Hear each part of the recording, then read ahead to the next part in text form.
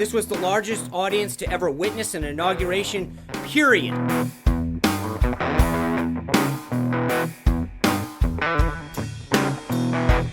It was a complete and total exoneration. And what about total exoneration? Did you actually totally exonerate the president? No. Now, the virus that we're talking about having to do, a lot of people think that goes away in April with the heat. Because of all we've done, the risk to the American people remains very low.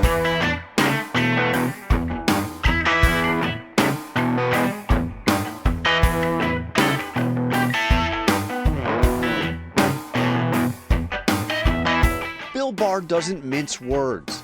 In a series of exclusive interviews, he tells me he investigated Donald Trump's claims shortly after the election and found there was just nothing there, and it was all BS.